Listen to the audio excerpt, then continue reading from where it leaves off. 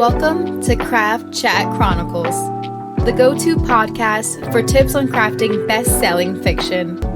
Here at Craft Chat Chronicles, we bring you expert interviews, insights, and tips on writing, publishing, and marketing. For workshops, show notes, and more information, visit J.D.Myall.com. On episode 10 of Craft Chat Chronicles, we have 2025 debut author J.D.Myall talking about her debut novel, The Good Vampire's Guide to Blood and Boyfriends, her debut experience, writing craft, and more. I'm good. How are you? What was your life like before you started writing? Oh my gosh. Well, I started writing really, really young, so that's hard to say. Yeah, I mean, I guess I could say there was a time where I started to take writing more seriously, where I used to do it for fun, like all through, elementary school, middle school, high school. I mean, I started writing when I was like 6 or 7. I started loving books and wanting to write them. So I guess after high school is when I started taking it seriously as publishing, and wanting to like really hone my craft and push myself to, be writing the kind of books that I loved reading.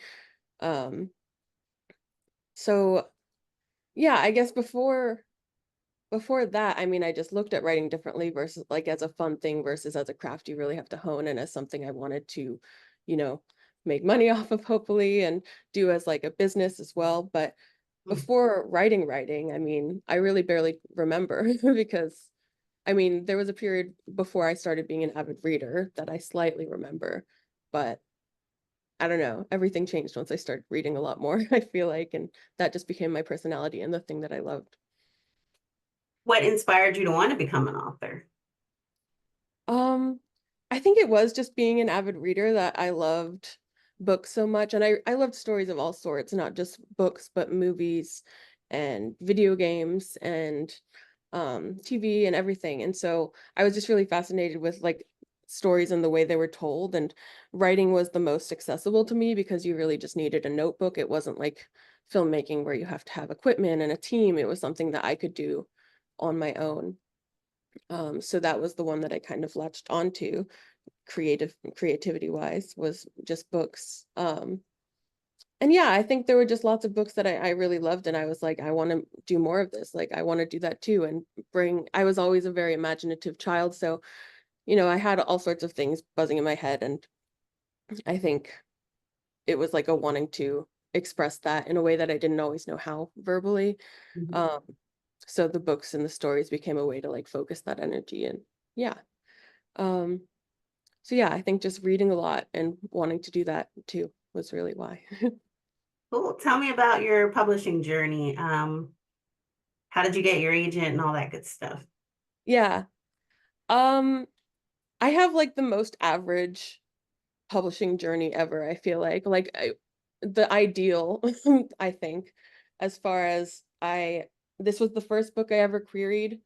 Mhm. I wrote one before that I like was starting to revise, and then realized I kind of had leveled up past it and needed to write the next one. And then I wrote the next one, and that's my debut.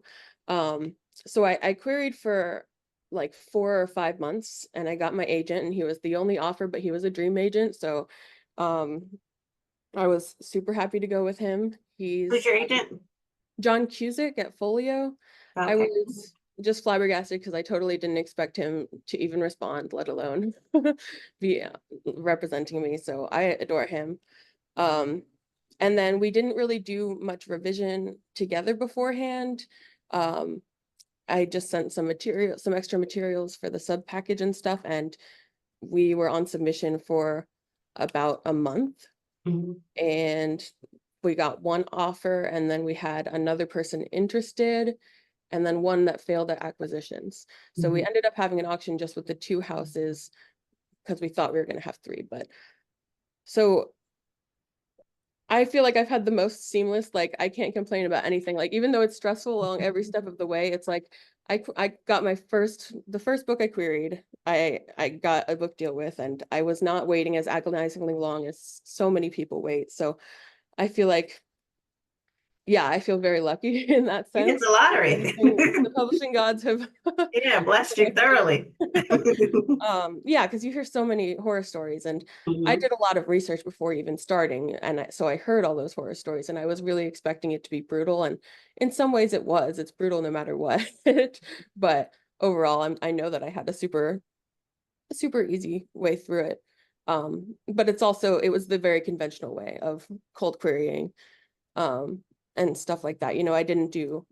I tried doing, but I didn't do well in like Twitter pitch contests Mhm. and things like that. So yeah, it was just the conventional cold query and then get really lucky. That's awesome. Thank you. Tell me a little bit about, tell me the story behind the story. Tell me how your current novel or your debut coming soon, by the time we release this, coming soon. When exactly is it coming out? And tell me a little about that. So my debut is The Good Vampire's Guide to Blood and Boyfriends, and it's a gay vampire rom-com for teens and young adults about a like depressed college student who wakes up and he's turned into a vampire after an accident, and it's just him navigating that new life and struggling to keep the secret. And meanwhile, there's a little bit of mystery from um, there's a girl missing at his school that he's not totally sure he has nothing to do with. Um, and of course, the romance where he has a cute librarian that helps him keep his secret. So there's lots of fun stuff. But as far as like the story behind the story, um, on a personal level, it was a bit about my own sort of struggle with mental health in college. And I don't know if I should be like trigger warning things because the story does have to do a little bit with the aftermath of a suicide attempt. Mhm. Um, and so for me, I had my own struggles with mental health in college, and I attempted suicide and survived. And it was kind of a very strange experience, obviously, that you don't I think you see in stories a lot the tragic suicide, right? But you don't see the what happens after and the wanting to the deciding to keep living, basically, like the healing from that. And so that was the story I wanted to tell. So I know it's a rom-com and there's all this dark stuff. So Mhm. balancing that was a real struggle, but yeah, at the heart of it, it was wanting to deal with, my own trauma and see that story told. But then also just combined with at the time I was reading Casey McQuiston's Red, White, and Royal Blue had just came out. It was 2019. And I just adored that, like the rom-com, the campiness, the tropiness, the feeling like fan fiction sort of vibes. Mhm. Um, and I also read Carry On by Rainbow Rowell, which was such an interesting play on like the Harry Potter story in its own original way. And so I kind of took those things where I was like, I want to do a cool rom-com like Red, White, and Royal Blue. I want to play with like the tropes the way that Carry On did with Harry Potter. I wanted to do that with Twilight and like the era of paranormal romances that I like grew up with. And then of course the soul of the the trauma, mixing those things together is kind of how it happened. Yeah. Sounds immensely interesting. I can't wait to read. Thank you. So tell me about your debut experience so far. Like, how did you get the call? Did he email you first? Did you just call? Like, describe that experience. Of when I got the offer for the book or from my agent? Both.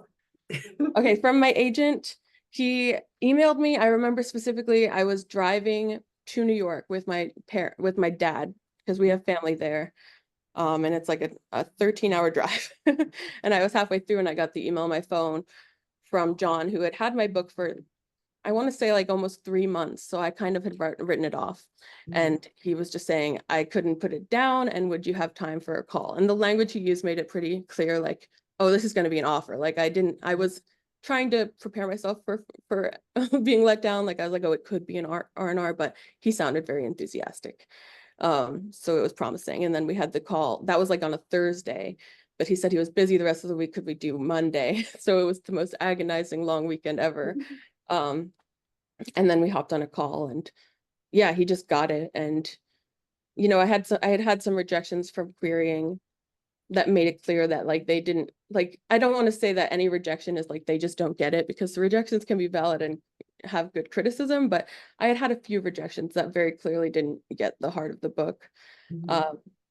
And he did. He really did. And he loved it and wouldn't have wanted to change that, which some people did want to change things. But yeah, so right off the bat, we just clicked. And of course, he's got like an amazing reputation and sales history. So there wasn't really a doubt in my mind. Even when I was nudging and seeing if other people would want to offer, I was kind of like, yeah, he's the one. And the book offer it was like the last day before Thanksgiving weekend of 2022, it would have been, which feels like ages ago.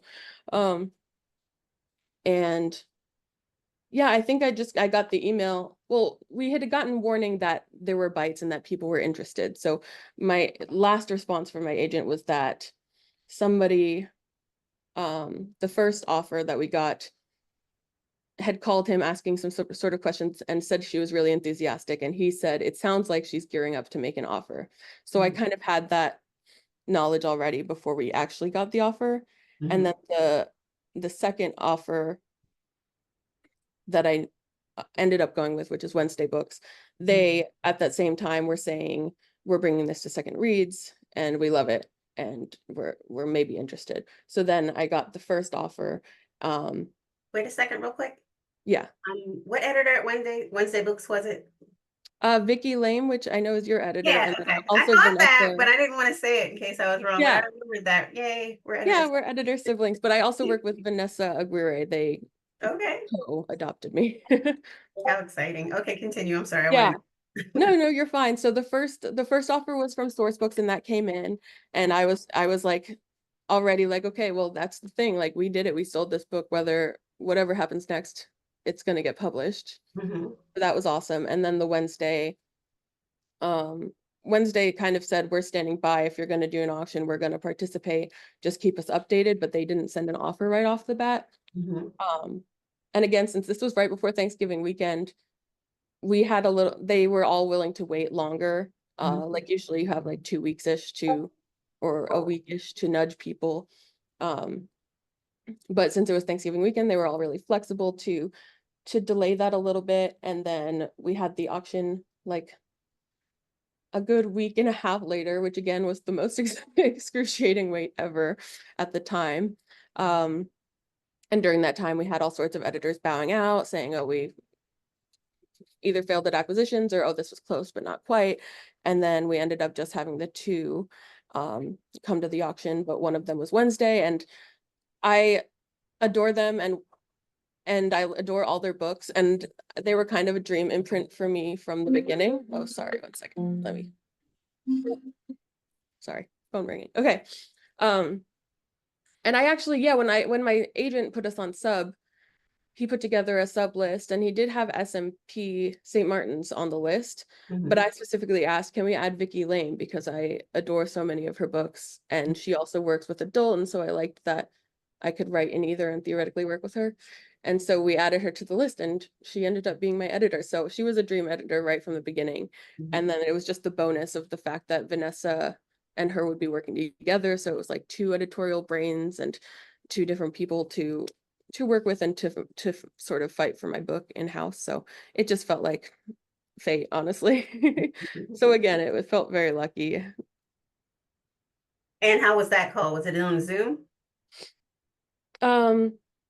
Yeah, so we had the auction and that was all over email. But then after we accepted, I had my first meeting with both the editors. Or no, I did have one beforehand, before the auction, once they knew that they were going to participate and once I was still deciding between the people. Yeah, I had a call with the editors on both offering sides and that was Zoom. And how did that go? Were you nervous? Were you excited? I was not really nervous. I was so just excited because I was like, at this point, I knew that I had 2 offers and I was just pleased as punch. Like I couldn't really complain.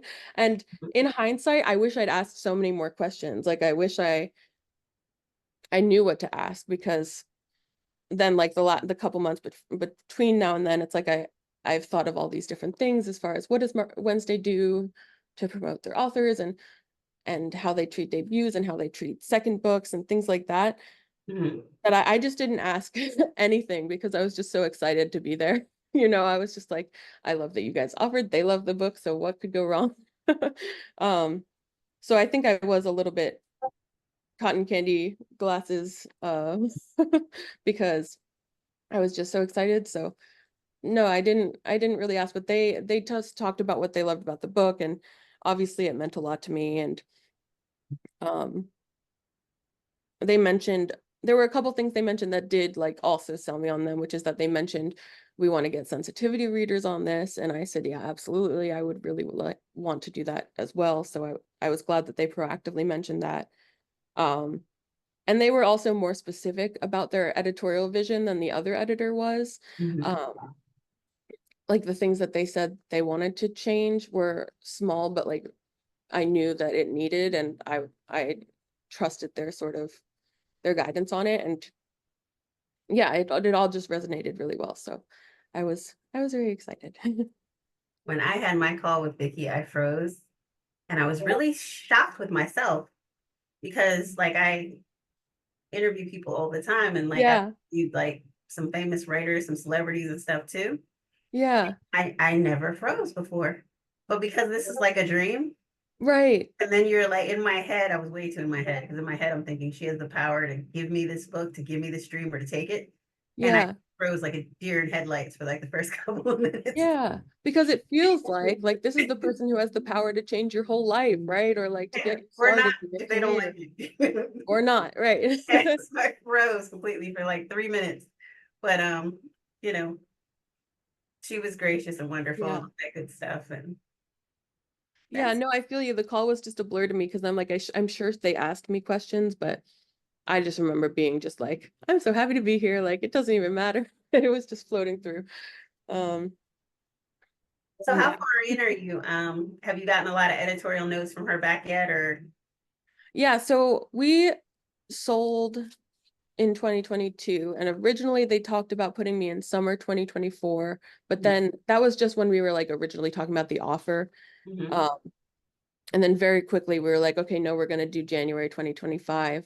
And mhm. then just recently I got pushed to August 2025. So I've been done with all of my edits except for copy edits for like a year now. That's Um, awesome. so we did 2 rounds of developmental edits, 2 rounds of line edits, Mhm, and um, we're doing copy edits theoretically August, September of this year. mhm, Um, much later once we're kicking off production. So I'm I'm basically through with the bulk of the editing. mhm. Um, it's just the production side stuff that's going to start happening soon. And we just started having cover conversations. Like they just asked me my thoughts and if I had any mood boards and things like that. So my background's in graphic design, so of course I made like a full slide deck and had all sorts of opinions. Oh, how cool. Um, but no, that's really the most exciting part. I think it'll start feeling really real once there's an actual cover and like, because that's like the product version, like the manifestation of what the book is. So it's very, yeah. And the long runway is good because then that gives you more time to work on the stuff you want to do as far as like your own marketing or, Yeah. getting everything ready to go. Yeah. And every time I've been moved, they've told me it's because they want to do more things and have more time Mhm, to do outreach, which like I don't know how true that is or if they're just trying to like appease the author. But I like to believe that it's true and that it is about giving the book the best shot. mhm. So going into this, what do you think? What do you wish you would have known as like a brand new debut, just getting the offer on day one, like for people who will see this and they just took that call today? Yeah. Um, I think just like when you're on sub and your pre-debut, pre-first book deal, you're really like, I feel like you're a little bit desperate for anything and you really need some like, what's the word? Just your that validation that you're doing a good job and that you are a good writer and it's worth chasing. That I think sometimes people accept deals or accept working with somebody that they're not sold on Mhm, because they just want to get their foot in the door. And I know it's like, so I can't say like to say no to things totally, because it's like that can be such a privileged thing, because what if I don't know people's financials and I don't know what they're doing. But I think there's always another book, and you need to be with somebody you trust to fight for your book, and with a publisher who's going to do right by your book. Mhm. And yeah, and I think that determines your process completely. And I don't know, I guess not being afraid to fight for yourself, and know what's right for your book, and who you're going to trust with it. um like I got lucky that both of the offers that I had were people that I felt like would do a good job. Mhm. um and especially where I ended up, I like really trusted them. But I've heard just so many sub stories of like people getting these really like lowball offers, or like offers that won't budge on anything, or editorial visions that don't align, and they're just so desperate for the book deal that they'll take anything. And I get that, because money and publishing and everything. But yeah, you have to know your worth, and you have to fight for your book, because there's going to be other books too that you'll, yeah, I don't know, sorry. You're good. So you mentioned money. How long did it take you to get your check on signing and Oh get your gosh, contract and all that? forever. My contract took like 5 months or 6 months, which isn't even the longest I've had to wait for contracts. The international ones have been crazy. Mhm. um so it was about 5 months to get the contract, and then a month after signing I got paid. So Mhm. 6 months. But I got laid off from my job right around the time that Mhm. I was getting paid. So I kind of launched into doing the mostly full-time author thing Mhm. on accident. And then my agent came to me with an IP project. They have announced the novel now, so I can excitedly share with you that the IP project that she keeps referring to is a Stranger Things novel. She's been asked to write a novel for the Stranger Things franchise. Yay! So that's what she's talking about when she says IP That project. really I was excited about. And so that kind of validated the full-time author thing. But I don't know how long it's going to continue to work, because the juggling advances is hard. Um, and I'm currently on my parents' insurance, but that won't be the case next year. So there's just lots of like adulty things that it's very hard to make it work as a full-time author, especially when you're early career and you don't have like, I don't know, ideally royalties coming in at some point. But What prompted you to do the debut group? um so like I said, I got my book deal quite early compared to most 2025 people. And so I was in the 2024 group on Mhm. Slack, and I knew that those kind of groups could be super helpful. And Mhm. there was, like I said, there wasn't a 2025 group yet, and I knew like just a couple of authors on Discord who also had 2025 deals and wanted to have a group. Mhm. And it was also kind of like the control freak in me being like, well, if I take the lead, then I can have control over certain aspects. Like I hated that the 2024 group was on Slack, because unless you pay for Slack, it Mhm. erases your messages after 90 days, which makes it impossible to use as like a resource, Mhm. um, or like a depository of knowledge, which is what I think the debut groups are best for, is sharing resources and being able to search certain things. Mhm. Um, so I was like, I want this group to be a Discord, and if I have to do it myself to make that happen, then I Mhm. will do that. Um, and there's and yeah, so I just started it with a small group of people, and then as more people joined, I asked other mods to help. And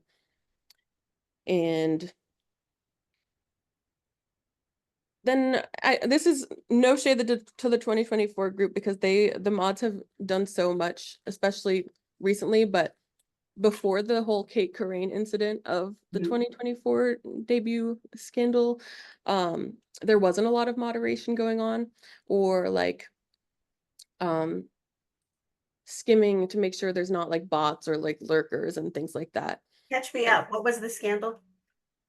uh are you familiar with Kate Corain at all? I don't remember. She was the author That who was like the like bad author friend thing, or was that something else? similar, but no. She was Okay. she was review bombing her other authors on Goodreads, making like fake accounts, like dozens and dozens of fake accounts to one star her competitors' books, Wow. primarily marginalized authors, and people of color. And she's this, and yeah, no, it's just, it was a mess. And she was in the Terrible. 2024 group, and a whole lot of drama went down in that group once that was uncovered. Mm-hmm. And just as a person who's moderated discords before and like done some community management, that's like my nightmare. And I was like, we have to make sure that like those things don't happen, and also that we have people who we have moderators that we trust who can jump on things like that if they do happen. um so yeah, so that's just how the discord grew into being more like sort of we're being more careful about making sure everybody posts in the directory and they can be like a verified person even if they're not posting super often, just like having that small requirement to make sure that there's no bots and lurkers.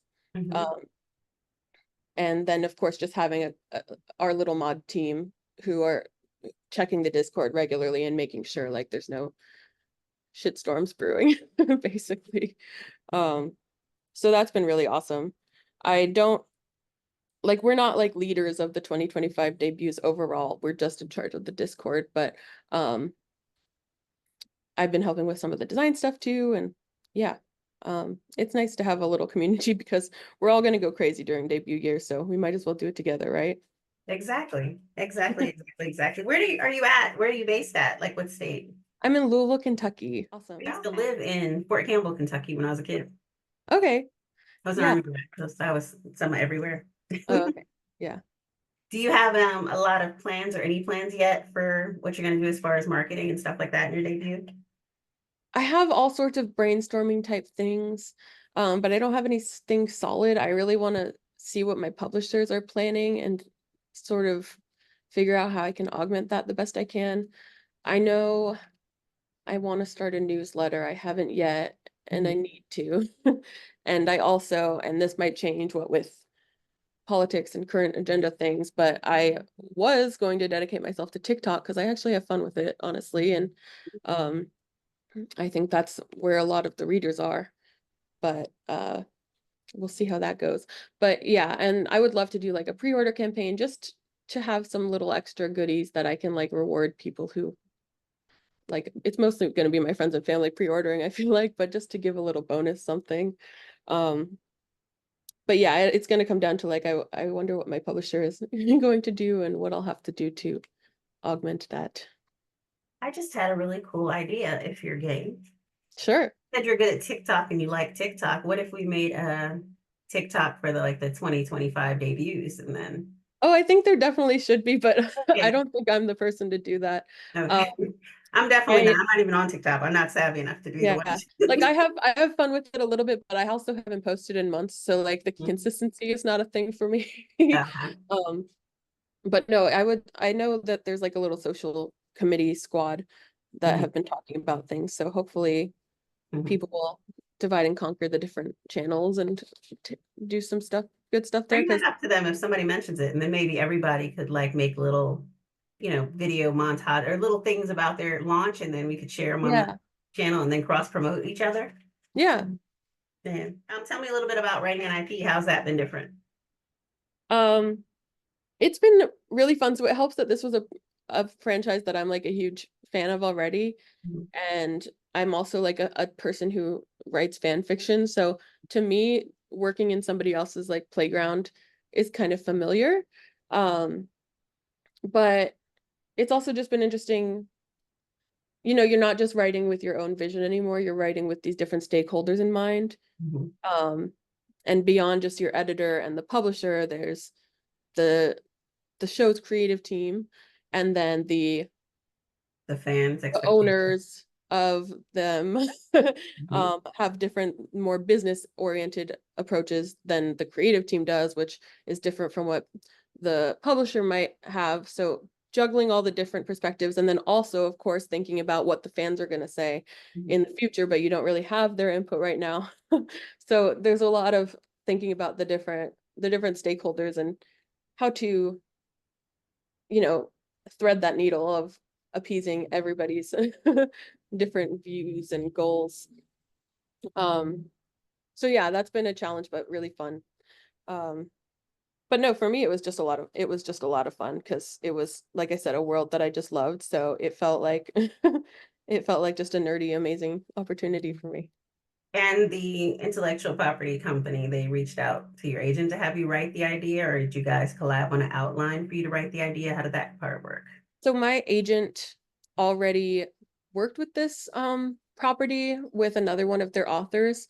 And Mm-hmm. so what happened was I met my agent for lunch in New York a while ago when I was visiting, and I ended up geeking out about this property for a Mm-hmm. while of the lunch, and he was just like, you know, I work with them, right? Like I helped them do their books, and I was like, Mm-hmm. give me like Mm-hmm. put me in, coach. No, but I just said, like, if there's ever the opportunity, yeah, I would love that. And it was like a bunch of months later, he was like, hey, remember that conversation we had? I've been working dark magic and we might have this job for you. Do you think, would you be able to work under these tight constraints of this many words in this short period, Mm-hmm. um and for this much money? And What's the short period? uh originally it was going to be like a month for 60,000 words. I ended up having like 6 weeks, Mm-hmm. which I somehow did really well, and just had I had my outline and I did my like daily word count, and I was really focused, and it was an awesome, super fun writing process actually, but I definitely couldn't do that normally or regularly. Now, do uh, they give you the whole outline or do you collaborate on it? Because I've heard different things with they different gave ideas. very little. Mm-hmm. They gave a very broad view of things that, of like, they gave like one or two things that we shouldn't touch. And Mm-hmm. then we sent a bunch of pitches, and that brought up a whole lot of other things that we shouldn't touch. Mm-hmm. Kind of like we didn't really know the guardrails until we were bumping into them. Um, and then eventually we narrowed it down to ideas that we could use, and I wrote the whole, I mean, I outlined it myself, and Mm-hmm. the story was still very much mine. It was just using the character of that and their world, and trying to think of their different perspectives of not wanting to play too hard on this relationship, and not wanting to um break the canon of where it lays between seasons and things like that. um but I lost my train of thought, but yeah. Sorry, that's the reason. I love that. I love that. I love that. And I'm wondering, you can be in the ballpark, or you cannot answer this at all if you don't want to. Okay. But I'm just wondering for my own curiosity, what was the pay like? Did they pay good on this particular property? um Were you so turning a for cartwheel? for me, I think it's good. I don't know, I mean, they didn't say I wasn't allowed to talk about the pay, so Okay. I feel like I probably am.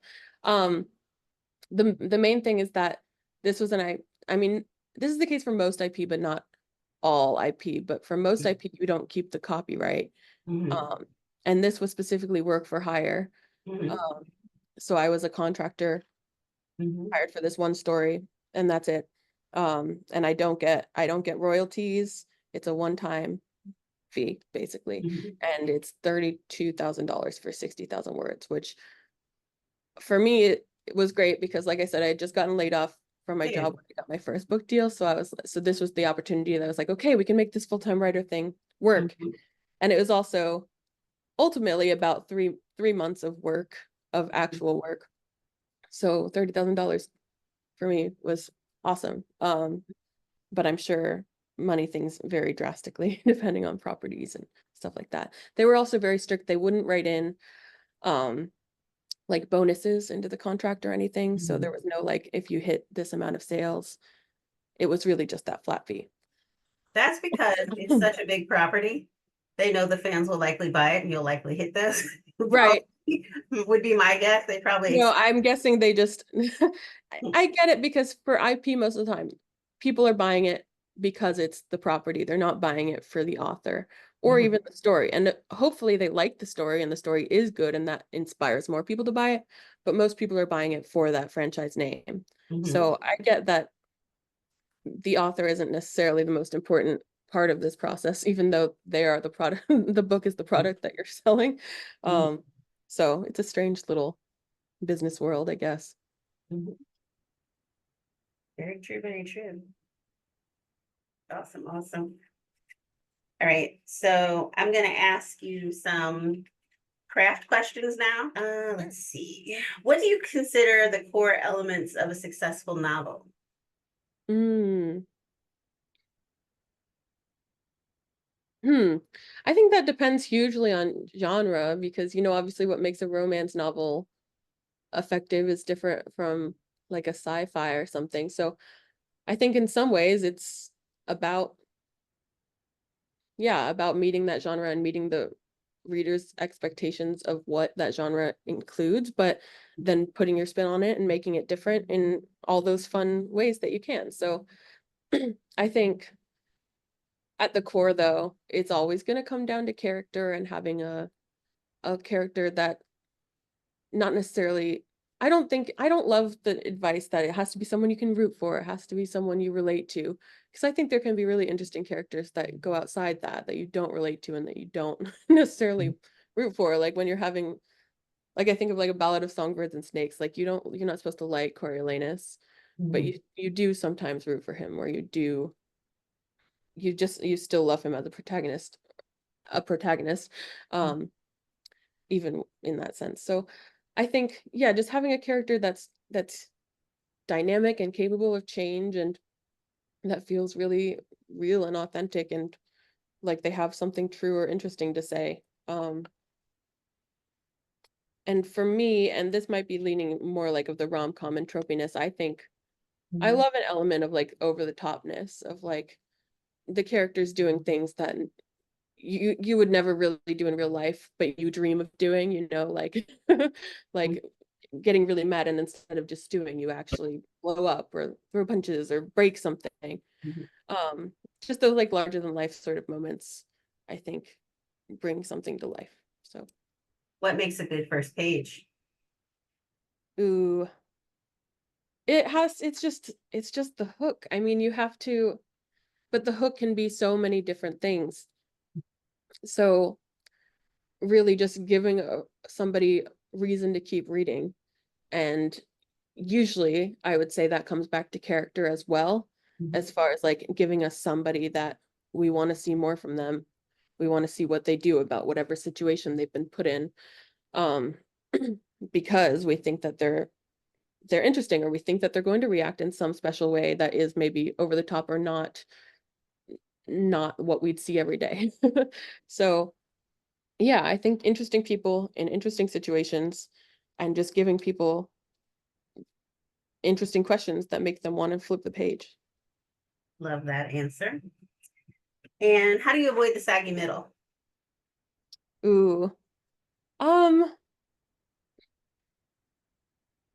I don't know. I think the biggest thing is having like a super solid structural midpoint. Like I love Save the Cat and everything, and they have a real emphasis on the midpoint turn as like there's some sort of revelation that makes your character rethink kind of everything they've known, or they're having like a mirror moment where they're looking at themselves and like who they could be if they change or if they keep on going themselves. So I think both from a character arc perspective and from like the plot perspective, having a solid midpoint where like things really pivot or are forced to confront themselves in that way, that like really helps, and that's kind of the tent pole that holds up the middle um with everything else. And then I think really kind of, I don't know, like geometrically, like what do I say, I think really structurally about plot. And so I'll like have my percentages, and you break up the middle chunk, which is the 50% in the middle,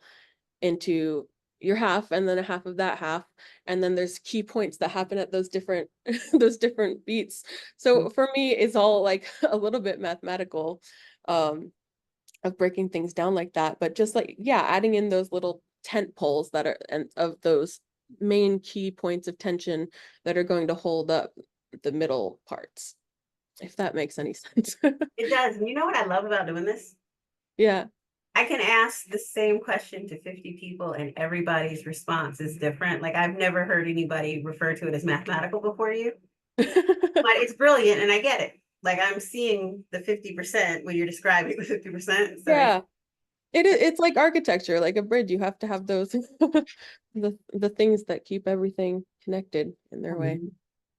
how do you approach and endings for your stories? Resolutions, endings. Um, yeah, I think if you've done a good job with the beginning and middle, the ending can feel really natural the way it comes together and the way that you're forcing the character to like confront choices and confront the different outcomes of who they could be, basically. But for me, I don't always draft clean enough to where it comes together all like that. So I'll be I'll be at the end and I'll realize like, oh, we needed to thread something through in order to make this work to its optimal way. So usually by the time I get to the ending, I have to do a fair bit of revision before I actually write the end, which is a weird. I know they say don't edit as you go, but I'm usually like, don't edit until you reach the 75% mark and then you can change everything before you write the last bit. But that's just what works for me. Um, but as for what makes it good, I think, again, coming back to character, it's fulfilling that arc and seeing, how who they are now versus who they were in the beginning.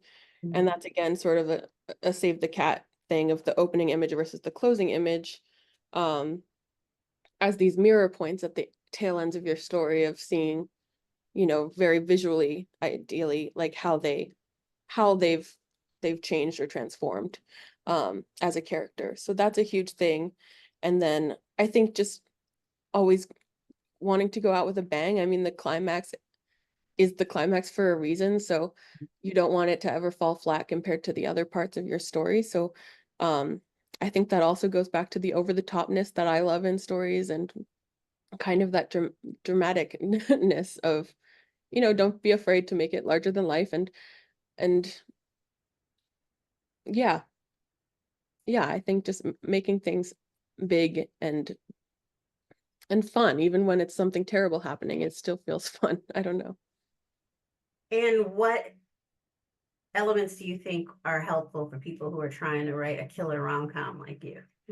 Mm, I mean, the chemistry is essential to any rom-com, and it's not always something that feels like learnable or teachable. I mean, you have to read a lot of good banter and and watch a lot of it and consume that to sort of learn the rhythm of it, but just making the characters showing the characters are better off together, like that they're strong individually, but the way they work together like just makes them stronger and more interesting and more themselves. So yeah, I think again, coming back to character, always it's about them being these individuals who are capable of change and they push each other in the right direction. Um, and a huge thing for me is, and this is ironic coming from a person who's like writing the suicide rom-com, is that you have to have the calm in the rom. Like I think I see a lot of rom-coms nowadays that aren't that funny and it's so disappointing, or it's just kind of, or they're like it's women's fiction branded as a rom-com or something like that. Um, so I think the comedy aspect is just like not being afraid to poke fun at your characters and at yourself and at the tropes you're using. There's like an element of self-awareness that I think is always funny. Like for me with the tropiness and the vampires, I really leaned into the self-awareness of the genre.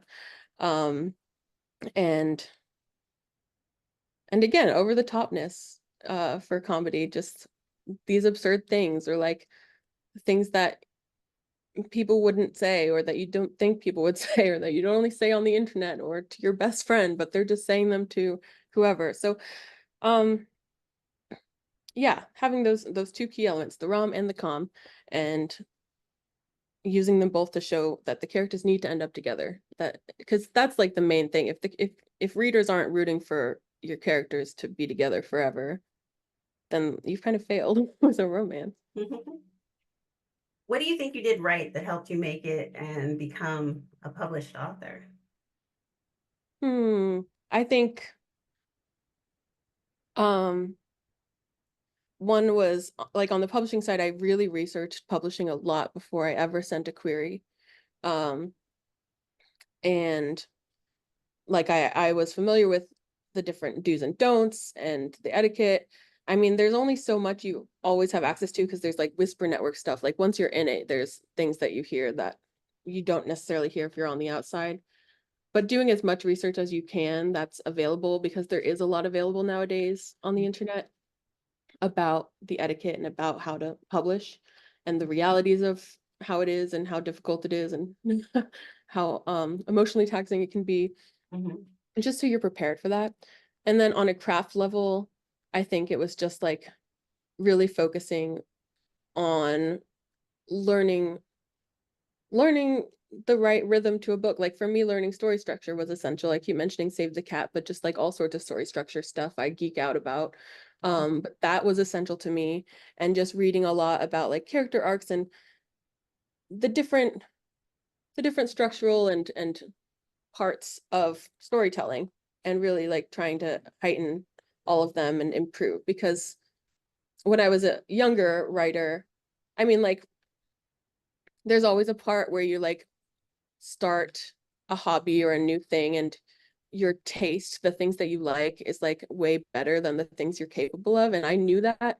I wasn't ever like the the overconfident writer who was like shoving terrible things into people's faces to read. Like I was very afraid to share my work because I knew, like, from a critical eye, I was like, this isn't as good as the things I read.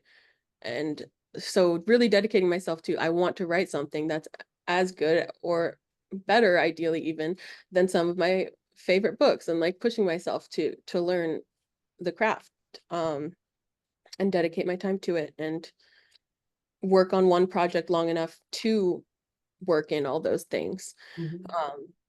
So yeah, sticking with the Good Vampire and revising it, I mean, that took a full rewrite and then a bunch of revisions before I ever sent it to an agent. So I think, yeah, just doing your research both on the craft and the publishing aspect and putting in that work, I think, is essential. That's not like the only thing you need, because you always need a whole lot of luck. Like no matter what, like I recognize that there are so many talented people who have put in that work who still aren't able to get their foot in the door because publishing's a mess. But those are, I think, some things that can give you the best shot. And sometimes people can have all the talent in the world, but they don't really know the market and they don't know what's selling at the moment. That was honestly Yeah. what impressed me the most about your blurb, because the story sounded incredibly entertaining. But I was like, ooh, that's like really high concept. Like, Yeah, the idea of high concept too, and just like the pitchableness of a Mhm. story is so essential, where if you can't distill it down to, like when I say gay vampire rom-com, people light up. And Mhm. that's not super in-depth about what the story's about, but it gives a very broad picture in just a very few words, which I think is what you're always going for with pitches. And I lit up because, like, one of my pet peeves as like a writer and a studier of publishing is that people are always saying like certain trends are over or they're done or this, that, and the third. But there's so many Vampires are trends. never over. Not only is it never over, but there's so many trends that people who are in like marginalized groups haven't even got to explore yet. So it's like super unfair to say that Exactly. something's done when everybody hasn't had the chance to Yeah. even participate. Yeah. And when you pitched with that, when I heard that, I'm like, I've never heard of a gay vampire, rom-com. That's dope. Like, that's really Thank cool. you. I've never heard of that before. Yeah, yeah, I That's would say a few years ago, a lot of publishing would have said that vampires are dead and that they wouldn't do it. But I do think there have been a couple examples recently of they're willing to give it a shot for those like yeah. marginalized voices who haven't been able to tell their vampire stories before. Like there's gay vampires, there's black vampires, there's everybody getting their shot at vampire stories, which I love, because nothing, what's more timeless than vampires, you know? Exactly. That book, Vampires Never Get Old, if you ever get a chance. Yeah. That was pretty cool. And it was the same thing. The Jesse vampires and all kind of stuff. Yeah. It's like a short story collection. Yeah.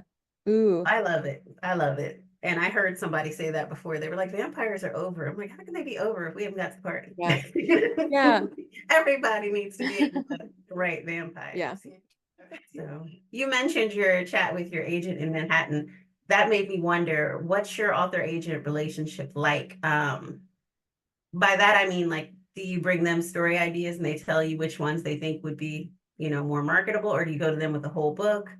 Or, you know, like, how does that work generally? What do you guys chat about? Yeah. You chat about what's hot? Like, Yeah. Yeah. Usually I make pretty like formal little pitch sheets. I'll have like a mood board and then like a query like blurb synopsis. Like just a one page sort of couple hundred words. This is the pitch and the hook, and this is what the character wants, and this is what they're struggling with. Um, and I will do that for like 2 or 3 stories that I'm kind of noodling on. And Mhm. I'll send that to my agent and be like, do you feel like one of these is easier to sell than the other? Like I'm open to everything, but I want to hear your insight. And for the most part, he's like, you should work on what you feel passionate about, and I'll figure out how to put that in the market. But there's been like one, yeah, I think literally just one thing where it was more like sci-fi dystopian, and he was like, that's a really hard thing to do in YA right now. So if you could age it up to adult maybe, or we can table that for later when maybe YA dystopian is less of a no-go. Um, How long so ago was that? Because I thought dystopian was coming back. Maybe I'm. I think it is coming. People are saying it's coming back around now, but this was like a year ago or almost maybe 2 years ago. This was right after I sold the first one. So that was Okay. 2022. So, Okay. um, but yeah, it was very sci-fi, futuristic weirdness. It would be fun and I would revisit it, but the book that I'm working on now is Dragons and Romantasy, which is obviously quite trendy. Mhm. Um, so both he and my publishers were excited about that. Um, but yeah, as far as working with my agent, he's really flexible as far as like if I want to send him the whole book or if I want to send him the pitches, like whatever I want to do, he'll work with me. Um, but for me, it does help to get feedback on the concept level Mhm. before I dive into something totally. Love that. Love that. Is there anything you wanted to share with aspiring writers or readers or just in general that you wanted to share? Mm,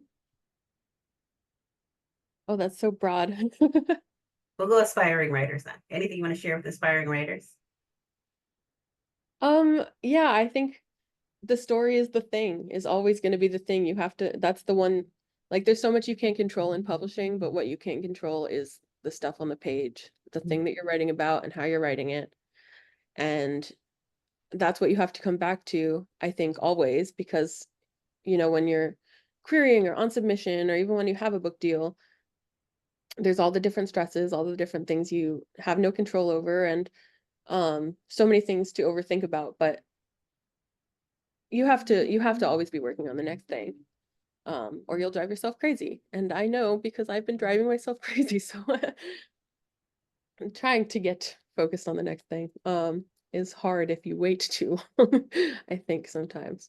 Um, but yeah, I think just really focusing on the writing and being the best writer you can be, because the industry stuff is so out of your control.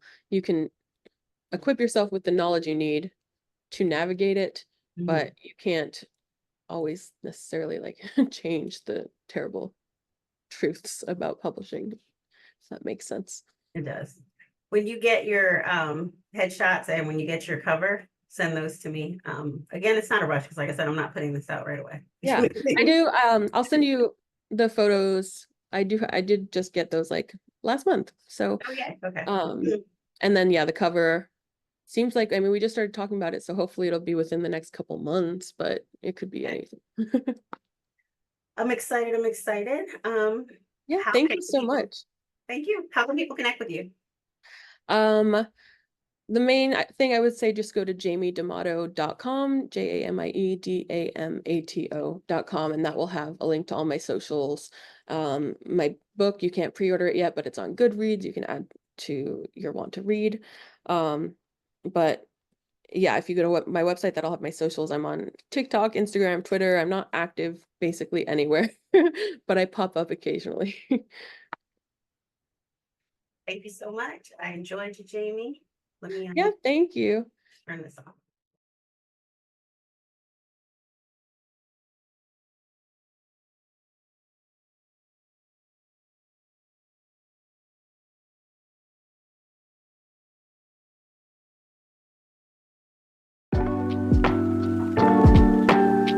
That wraps up today's Craft Chat Chronicles with J.D.Myall. Thanks for joining us. If you liked the episode, please comment, subscribe, and share.